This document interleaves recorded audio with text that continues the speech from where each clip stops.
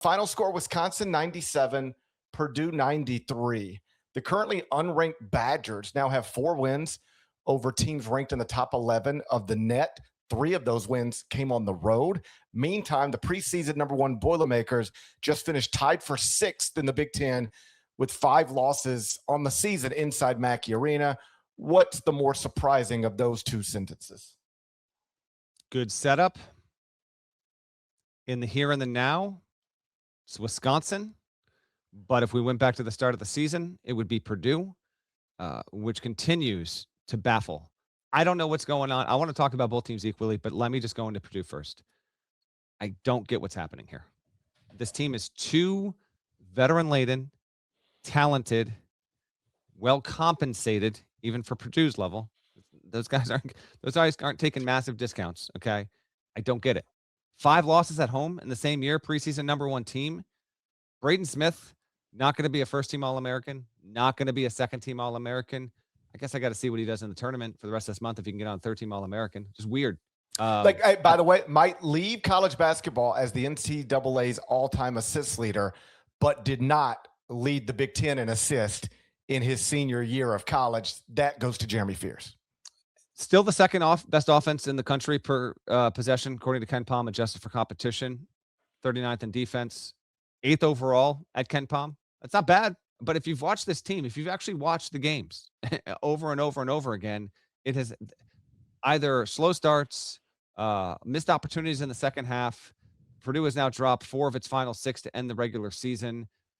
I don't get it. It's almost like it's just, I think I said this a week ago. It feels like Purdue is like daring everyone to pick against it in March so we can just do a complete reversal and then go ahead and make it to the Final Four. At this point, not knowing what the bracket's going to look like, I mean it. Like I would have to think long and hard about picking this team to win 2 tournament games. It has looked that uninspiring. Now, Painter's a really good coach. They still have good talent. Fletcher Lawyer is now the all-time leader in Purdue and made threes. I get that. TKR, he's got some ability. CJ Cox has had some moments as of late, but they needed CJ Cox to avoid the loss against Northwestern last Wednesday. Like, it was very closely to being a defeat for Purdue. So I don't know. I'm just I'm vexed by it. The 97, I think 97 that they allowed here was the most by any opponent this season as well. So it's not just the loss, it's that 97-93 finish. Wisconsin hit 18 triples in hostile territory, allegedly hostile territory, GP. I got another burst and banger here. Wisconsin's the only team to make 15-plus triples in 4 wins over ranked opponents in the last 20 years, and so that's almost certainly ever. Man, oh man, that was nuts. In fact, they made 18 in this game. They've made at least 15 plus in the 4 wins over the ranked opponents they've got this season. Insane. Shot 53% in this game. Good on the Badgers. We can talk about them as well, but the Purdue stuff continues to vex me. I don't know if this team is going to be one and done in the Big Ten tournament, but it's just not what we thought, and does rank fairly high, in my opinion, on the list of most, if not disappointing teams, like confusing teams in the country. Very confusing, just because we know this coach, we know this core, we know this program, we know that building. There's no indications that this was the way this was going to unfold. And there's been moments throughout the season, like games, where you go, okay, that's it. That's a team that could throw their hat in the conversation to go win 6 games and hold the national championship trophy. But mostly, they've looked short of that. And the problems are obviously on the defensive end. Since February 17th, Purdue is 2-4, 27th at Torvik. Yeah, I sort of dated today. Second in offensive efficiency in that stretch. So February 17th, 2-4, 27th at Torvik, second in offense. Guess where they rank in defensive efficiency in that 6-game stretch nationally? I'll go 184. You need to make that number sound worse. Oh my gosh, they're sub 200? Yes. Give it to me.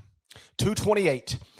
Purdue ranks 228th nationally in adjusted defensive efficiency, according to Torvik, since February 17th in this 6-game stretch in which they're 2-4. I mean, that's like, what? Like, how does that even happen? By the way, Wisconsin averaged 1.47 points per possession. It was in Ken Palm's database history, going back to the mid-90s. No team had ever put up a better points per possession mark against Purdue in its history. This happened at Mackey. I mean, good God. And That's that's like, it. how do you think it's going to end? Oh, well, go ahead. What you're going to Well, say? I was just How do going you to think say, it's going to end for Purdue? Are they going to fix this, or have they become the team that we talk about almost every single? There's usually one or two teams where it's this. It's preseason, not necessarily number one. It's top 5. It's top 10, and then it's like every fourth podcast we're talking about this, and then they go into the tournament, and then it goes the way we think. Like, is that what we're heading to here? you know what it feels like? Because I do think we get into a pattern of doing this with teams every year. Like, the roster looks good. They were preseason top this, and they have some moments where they show you like what you thought they were going to be, but largely they're wildly disappointing. But they have these moments, and then we always wonder, like, but when you get in the tournament, can it click? And it is almost always just more disappointment. Like these teams rarely just flip a switch and get hot. And I'm not talking about like an NC State thing where it just comes out of nowhere. I'm talking about this team was supposed to be great, hasn't been, but then gets great in the tournament. That doesn't usually happen too often. We did it last season with UConn. It was like UConn preseason top everything, got off to a rough start. But is it coming together? Is it starting to come together? Ooh, I wouldn't want to see them in the tournament. Is it starting to come together? Ooh, you never want to run into Dan Hurley. And then it's like, yeah, they're gone. Just like, it's over. They were just a disappointing team. Gave Florida a good game, but yes, nevertheless, didn't make the second weekend. Right. Yeah. Right. And that I would be worried if I were a Purdue fan that this is starting to feel a little bit like that. But like I've said before, I will never rule out anything for that coach, that core, that program. If you told me they did actually get it together and end up in Indianapolis at the Final Four, like that's not unimaginable for me, but it's harder for me to imagine than it was, say, a month ago. In the aggregate, Wisconsin also has some vexing stuff. I mean, it lost at home to USC, got dropped by 14 most recently at Oregon, GP less than 2 weeks ago. It's got some weird losses, but its wins are incredible. It's now at 14 wins in the Big Ten for the 6th time ever. 4 of those have come under guard. It has 4 straight wins over a top 25 opponent for the first time since 14-15. You might remember that team and the fellas on there. They only, by the way, made the national title game. Wisconsin got incredible play out of Nick Boyd. He had 23 points. He had takeover mode late. Blackwell also played very well in this game, but Boyd was the guy who I think actually made sure it was not going to go Purdue's way in this one. And what's kind of wild about Boyd is this. The Big Ten is, you have too many teams in the league, man. There's too many good players in the backcourt. You've got Fears. You've got Wagler. Has Boyd outplayed Smith at this point? I mean, maybe. Like the Big Ten, I guess the player awards I think are going to come out here over the next day or two. And there are 2. You've got Bruce Thornton, who just set the school record for most points. It's one thing after another. And you got Bennett Sturtz. Like Boyd is extremely good. And he deserves some love because Wisconsin won against Michigan State. Wisconsin won at Illinois. Wisconsin won at Purdue. Wisconsin won over Iowa.